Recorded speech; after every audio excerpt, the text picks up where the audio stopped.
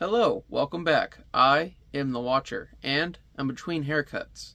I have a fantastic book for you today I'm absolutely in love with. Superman Red Sun. Few trigger warnings I feel that are due. This does deal very heavily with the social political climate between the US and the Soviet Union during the Cold War, and it gets into differences in ideology and some pretty heavy ideas. So if any of those things are triggers to you or things you'd rather avoid, maybe join me back here next week when I'll be doing another chick publication, Scarface. This one is number 3 in their series of comics, and I bought it because the artwork caught my eye. But that's not what we're doing today. We're here for your main man, Superman, the standard that probably all superheroes are judged by. And if you've seen my video explaining power scaling, you'll know that, the age-old dick measuring contest between him and Goku fandoms. Why do Captain Planet? Why do Captain Planet rating system? I'm just so bored with that. Yeah, I know, he can't beat God. God is all-powerful. Some of the arguments are literally like Tom Cruise versus Omni-Man. Like, yeah, of course we know who's gonna win. It's just boring, every video. You want me to say, Superman would kill him. Superman would kill him. Superman would... That's how every video would end. Every single one. Unless the villain had that infamous pink kryptonite, then depending on his sexuality, Superman would bang him. But from what I've seen in this story today, there doesn't seem to be much of that. Now, this story, from what I understand, was originally released in 2 parts. I have the collection edition, so I'm going to be doing the first half of it today, and there will be the second half coming in another video. I would like to state now that I do have a time schedule worked out for when I'll be doing certain videos. And it's a rotation of 1 month, in which you get 3 regular series I'm working on, and 1 irregular one, just something fun I might want to talk about, or if I want to shake things up or try something a little different. Well, anyways, this is probably the longest intro I've done. I don't want to eat up any more of your time, so let's get to the book. Okay, so here we are. Now, starting off, just striking. There's you can tell where they took a lot of their inspiration in this book from certain old political posters, and this is one of them. But it's great. It's very iconic. And, you know what? They didn't smooth out the bulge. They actually gave the Man of Steel a package. Let him have a pair, even. You know, something I just noticed about this is it looks like it was folded. And that's actually the artwork. Like, they made it look like it was a folded up poster that someone brought and unfolded. That's kind of cool. Now, this book is put out by Mark Miller, Dave Johnson, and Killen Plunkett. I think that's Plunkett. Look, I'm learning Russian, and I'm pretty sure that makes an L sound. But I don't think... These aren't the Russian characters. I hate when they just, stylize fonts like that. You know what? I'm sorry. Once again, as always, I'm sorry if I got your name wrong, but you just making yours different brought that on yourself. Now, a few things you'll notice. There's a crease. There's some wavy pages and damage to this book.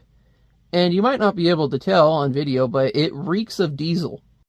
I did get it for just $3 though, and I think it's in fairly good condition. So you have this menacing, foreboding image. And that's the thing. It seems like this is going to be a terrifying story, but Superman is Superman, is what you'll soon find out. Oh, look, you have more credits.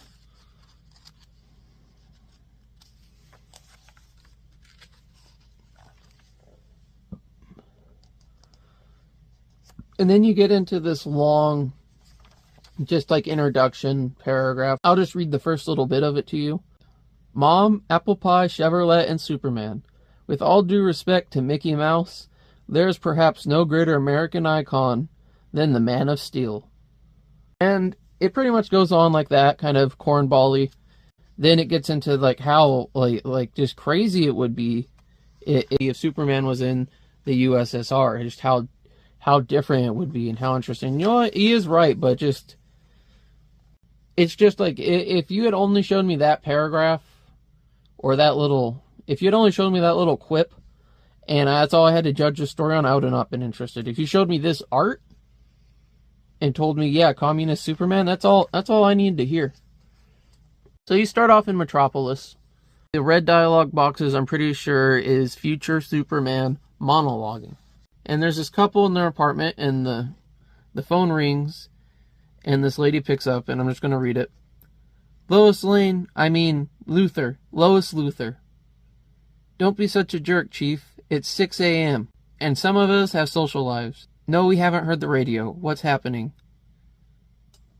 Who knows, sweetheart? Either the Russians just invaded Idaho, or J. Edgar Hoover likes to dress in ladies' lingerie, because Washington just called and promised us the story of the century. Now, I'm pretty sure J. Edgar Hoover is the one who dressed up in women's clothes for that Halloween party. Now, I'm not saying there's anything wrong with it if you want to wear women's clothes, but I feel like some people who don't feel like it's socially acceptable to do that, but want to do that, use the excuse of parties and whatnot to do it. Which, people like that, I just kind of feel sorry for, because it's like, you don't feel like you can openly be yourself. You have to make fun of what you really want. Ike's making a broadcast live from the Oval Office at lunchtime on a matter of grave national importance. Between you and me, kid, rumor has it the Soviets just developed a brand new kind of super weapon. Super weapon. Back in Washington, D.C., they got this great depiction of the president. My fellow Americans, it has long been the duty of this great office to make public those developments which may affect our standing as a free and democratic nation. I regret to inform you that such a development took place this morning. And look at these people, they're freaked out. Their president's saying, the world is essentially ending. The Soviet authorities today released to the world secret government pictures of a costume individual more effective than our hydrogen bombs. An alien Superman committed to the communist ideals, whose very existence threatens to alter our position as a world superpower forever. This afternoon I shall fly to Helsinki to discuss this crisis with the fellow NATO leaders and decide upon a measured response to the situation.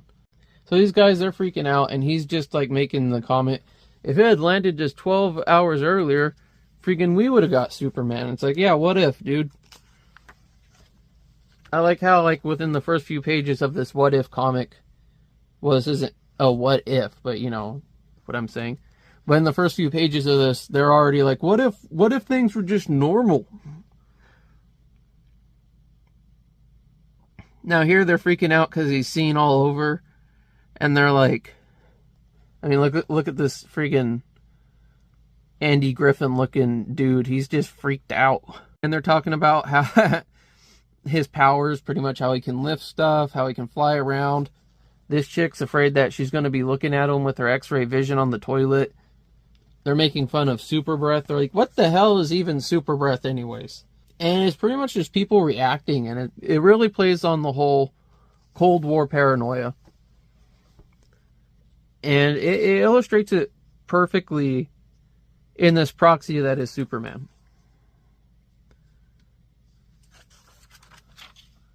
You also, this is him next to Stalin, so you get the Man of Steel next to the Man of Steel. And then you skip here to this guy.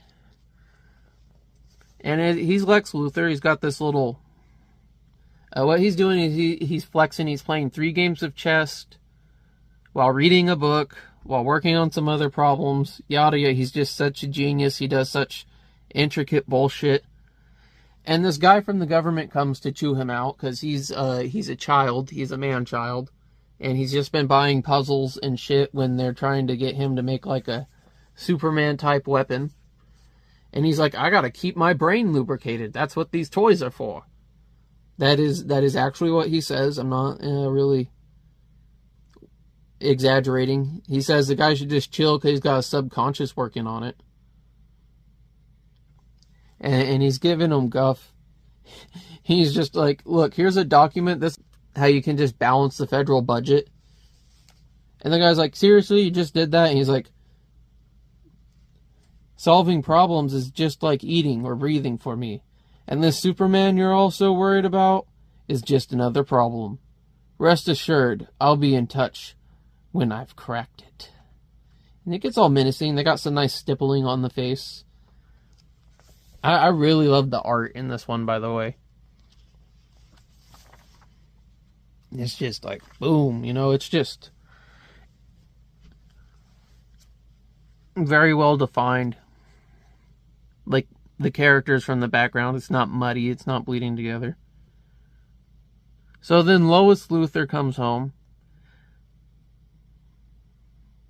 And she's like, why is the volume turned down so low on the TV?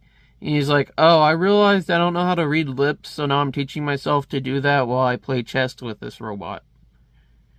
I can turn it up if it's bothering you. And then she smacks her paper down in the middle of his game. And she's like, what's bothering me is talking to you between chess moves. And pretty much she just feels ignored. She feels like she's not getting anything from him. And who can blame her? He's pretty much Sheldon Cooper, Who's going to feel loved? And then you have him reading this paper about Superman. And I find this hilarious. If you look here, the paper, it just says, the first paragraph is a bit of a words. Union and police officers clashed today at Metropolis Harbor after then they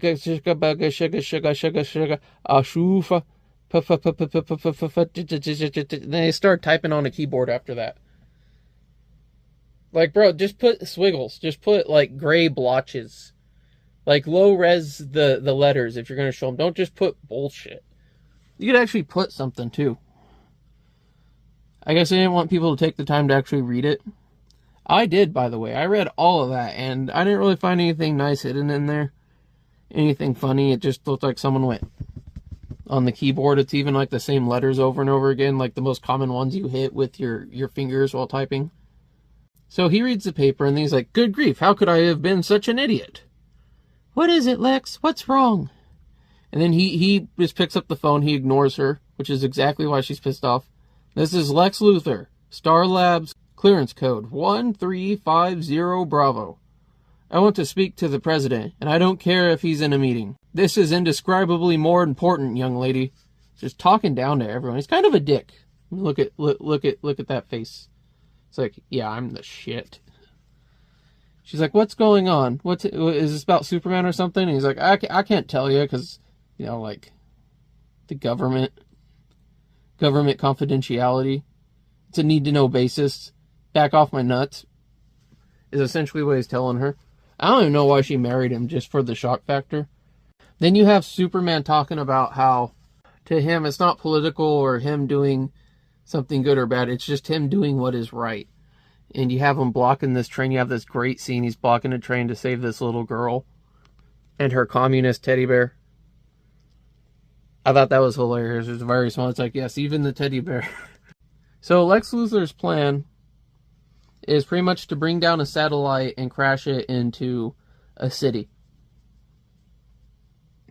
And that's why he's calling the president. Because he's like, I need permission to hijack the satellite and commit terrorism. And the president's like, okay. And so Sputnik 2 is coming down. And they're like, the Americans, they must have sabotaged us. How else could the satellite just change course like that? Flight trajectory looks like it's headed for a populated area. Somewhere in upper hemisphere, sir. North of Peru. North of Cuba. Oh my god. It's coming down in America. And yeah, it's going to hit Metropolis. Big surprise.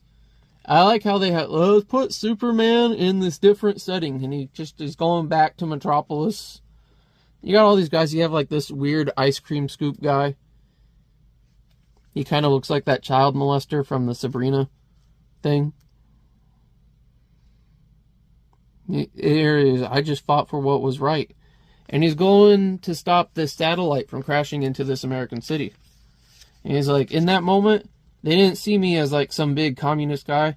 And he's grabbing the satellite, he's lifting it up, he's pulling it, there's some debris falling, it's hitting that cool globe thing up there. But he got it off course and boom, whoosh, crashes it into the ocean. But he talks about how from miles away he can hear the bricks snapping and the people screaming. And he dashes off to catch this globe thing.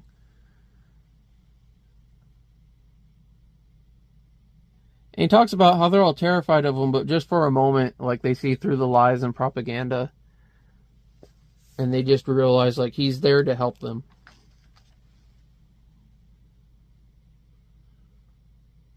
They realize I was here to save them. And you have this beautiful scene.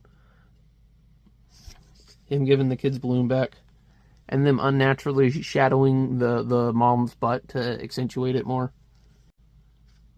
That's why I find it funny when you get, like, the clear panels and whatnot on people's clothes and whatnot. Because in comics, it looks like they're naked all the time. Like, come on, they're naked. He's just blue and naked. Maybe that's more of a cobalt. In there, he runs into Lois Lane, and now they're in love. As much love as you can be from a glance. She's going to be thinking of him. She starts even having dreams where she's fallen, and he always catches her before the last minute. And Lex Luthor is like, oh, yeah. Oh, I'm rock hard, baby.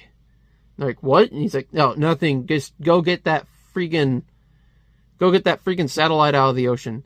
And tell them not to touch it, because I need the data from that. You hear that? Yeah, I can talk to you however I want, because I have a letter from the president. Nah. So then back in Moscow, it's Superman Day. They're having parades and shit for him. And Stalin is trying to show off Superman. But there's an explosion, and he can hear it. Even though it's hundreds of miles away, he's like, hold on, leader, I can't just say no. And people are like, man, he's like a ADHD kid. He's flying off every 5 minutes. But then one guy, he's reasonable. He's like, what is he supposed to do? Just ignore people that he can hear screaming for help that he knows are in need? They have this bubble here. I tell you, this line's up bad because I thought you had to read it. No, it cuts. You go like this. But just that little line there, that got me.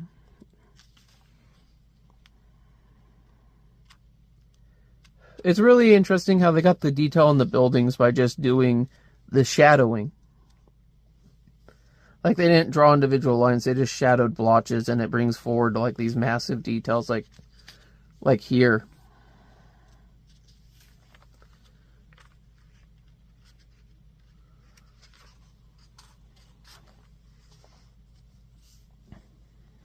So then later, they're at this party, and freaking, Wonder Woman's mom is there, and Stalin's trying to bang her. He's literally telling her, let's go upstairs and let's bang. We can have, like, super babies. I am not the one who's here to bang. And then it insinuates, like, there's some romance going on between them. And right here, she's talking about how she's having a wonderful time and whatnot, but that is a face of fear. And they play it off like it's genuine later on, but I mean, like, dude, if I looked over at my date and she looked like that, I'd be like, I would feel weird. I'd feel like I had done something to scare her. Or I'd feel like her face is about to peel open and that, like, I'm going to be consumed by a dark one or something. I mean, you have this beautiful, this is just beautiful Russian ball artwork. And I didn't notice this the first time, but they're actually flying. They're floating above the ground. And then, see, she's telling her mom, she's like, yeah, this is freaking... She's, like, making a dirty joke, like a kind of, like, on-the-nose dirty joke. And she's got another weird look on her face, but she's supposed to be happy. It's just whoever drew this, like... I don't know, maybe he likes it when his women look at him like that. Sweetheart, I love it when I roll over at night and I just look into your eyes and they're staring at me. So then him and Stalin, you know, he's just blowing smoke rings up his butt. But he's like, oh, hold on, I hear something. And he flies off again. And it's this guy. Now, this guy is one of Stalin's illegitimate children, and he's really jealous of Superman. I mean, like, he's super jealous, and he's afraid that, like, he wants to be Stalin when Stalin dies, and Stalin's like, oh, Superman should do it. And he's like, what if he lives for, like, 1,000,000 years? He's like, would that be bad? But Superman, he's not down with any of that. He shows up. This guy's drunk. He's shooting the head off a Scarecrow. He's like, you weren't at the party. I was just wondering what's wrong with you, buddy. You seem bothered. You seem angry.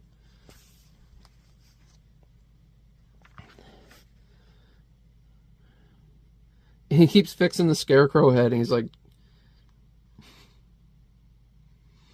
just stop fixing everything. He's mad at him because he's perfect. And it comes out his dad didn't even invite him to the party. And as he's sitting there doing this, like, he just is continuously setting it up over and over again, which I find hilarious, like right here.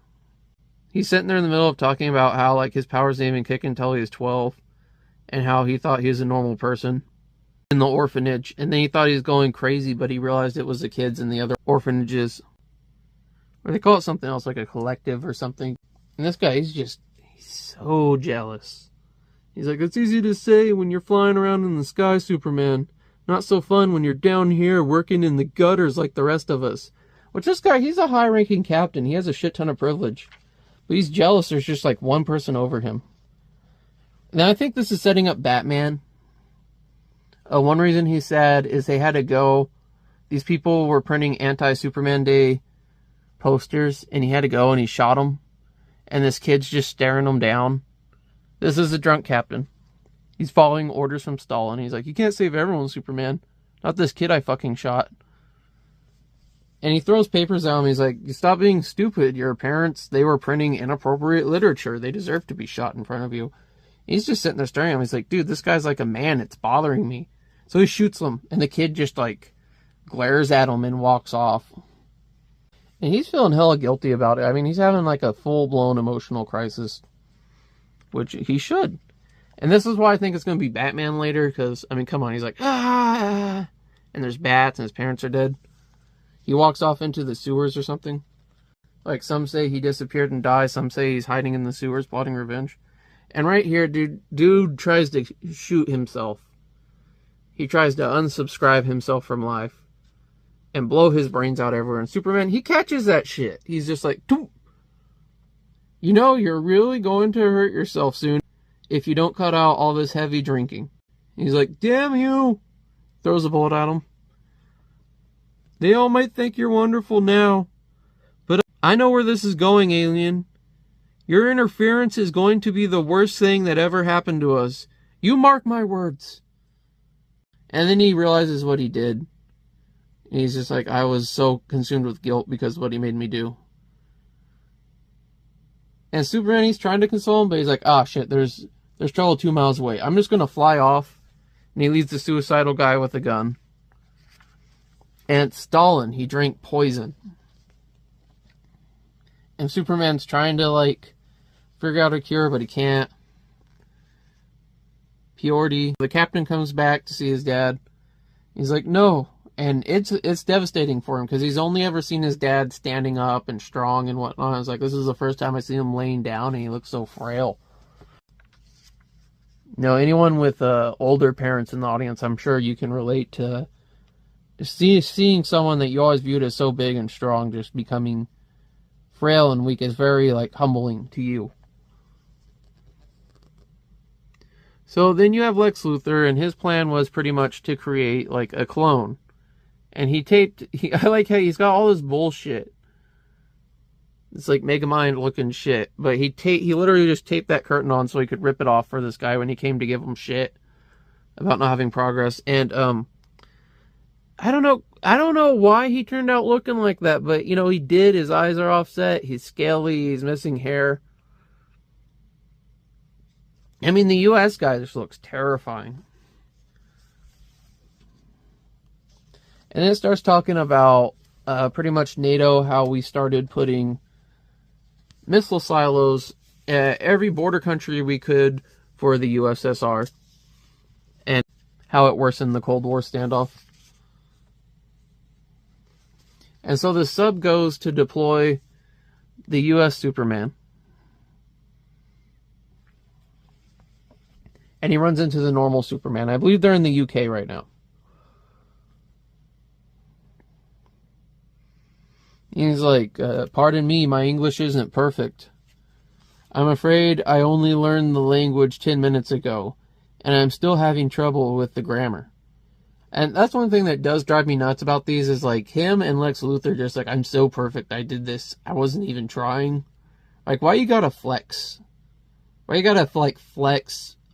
Like, I know it's for the reader, but it's weird when the hero's saying it. It just makes it seem like I don't know, it's less cool than when a narrator is doing it or someone in the crowd. Anyways, and he's like, but these shores are off limits, and he laser eyes himself. So he is the aggressor here. And, God, he makes Bizarro Superman look handsome. So, horse-face Superman, Billy the Superman, he's like, argh! And he's just beating the shit out of him. He starts giving off this massive radiation. The sub, like, it's freaking them out. They're getting weird feedback. So they launch this missile, and Superman gets distracted by it, and this guy's like, Superman bad! And boom! Just punches him through freaking Big Ben. Well, actually, Big Ben's the bell. He punches him through the clock tower that houses Big Ben. He's saying stuff like, even after all these years, I can hear the sound of the snap. And he's talking about 258 innocents died right here. And then he hears the snap. And then 1 second, it doubled. And it's filling him full of guilt, because Superman, he don't want people to die. He's very much like a keep everyone alive type guy. And then Superman, he's like, maybe you misunderstand. And his eyes get freakishly wider at this point, by the way. I guess Superman punched him that hard. He's like, you're the one being a dick here. We don't need your American protection. We don't need your weapons. You're not wanted. He's like, you're the monster here. And he starts beating the crap out of himself. And the crowd's just begging him to kill him. He's like, no. Go home and tell your president to mind his own affairs. Nobody wants you or your weapons here. Nah. And then they see the missile thing coming in. And he just stares at him. And his eyes light up and he hits him with frost. I thought Superman had frost breath, but it makes it seem like it shot out of his eyes. Then again, it's like a weird Lex Luthor sickly clone. And he flies up. He leaves Superman alive, and he grabs the bomb thing, and he flies it into space and blows himself up. And Superman's all reflecting on it. He's like, maybe it's just because, like, I'm so noble and good that, like, my nobility was in his genes, so, like, he sacrificed himself. And I think it's more likely, like, you're born, you're this... Hold on, let me go back a page. I don't want him looking all noble when he's sacrificing himself. Hey, here we go. So you're born, you look like this. You look like that. And you find out you're a copy of this guy. You know, I'd probably want to kill myself too. Especially, like, this guy's like, what, a day old? But yeah, he dies a hero. Kind of anticlimactic.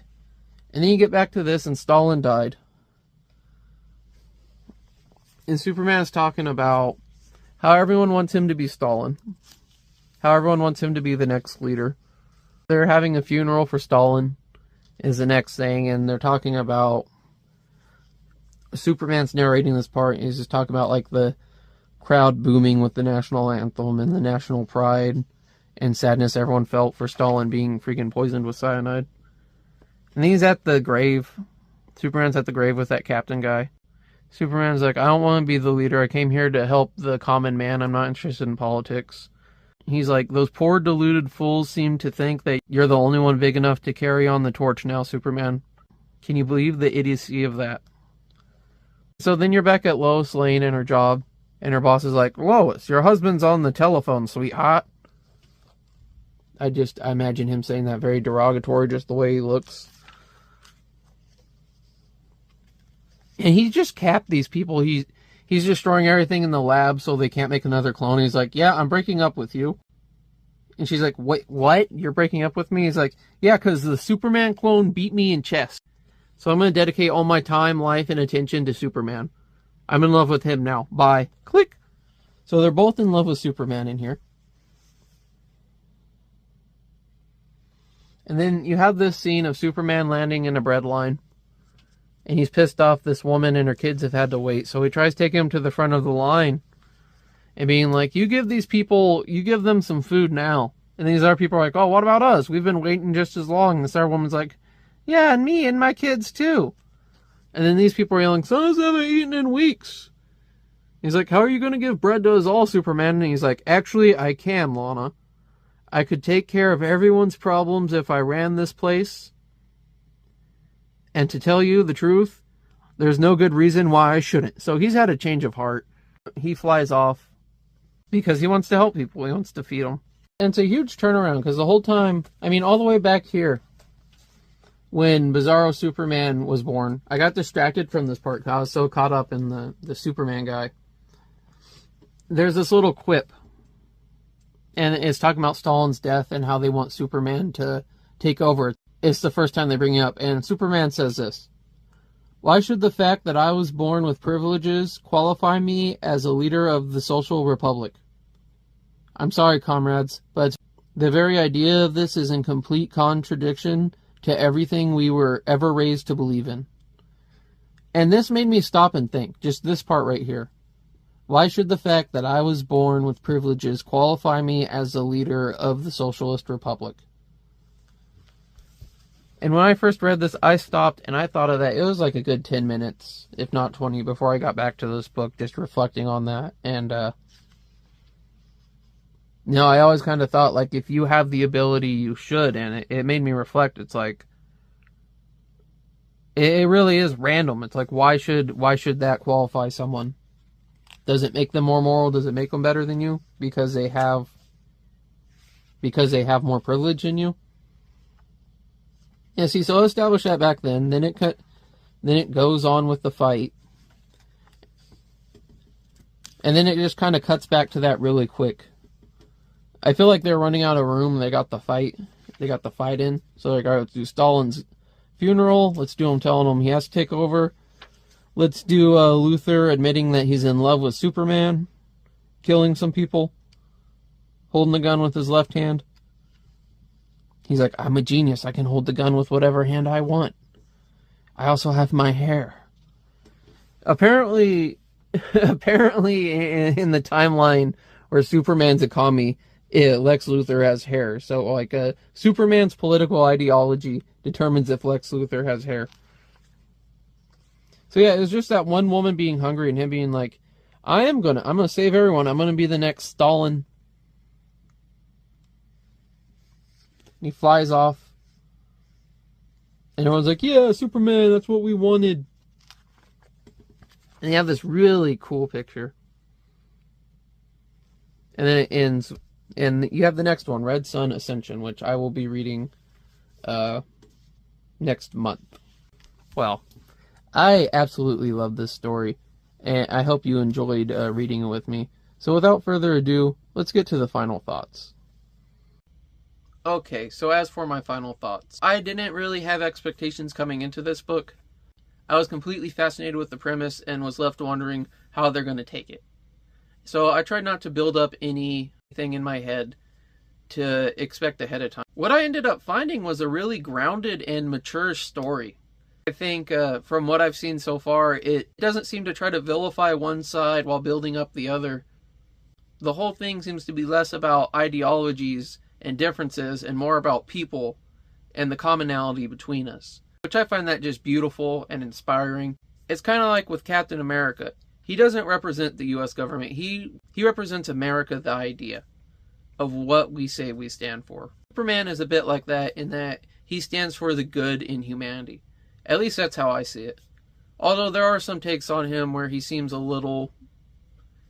I mean, come on, he makes that giant death satellite to blow people up if they use nukes. It's very easy to walk the line between being a hero and a villain. And of course, nothing is purely good or evil. There are many aspects to all things.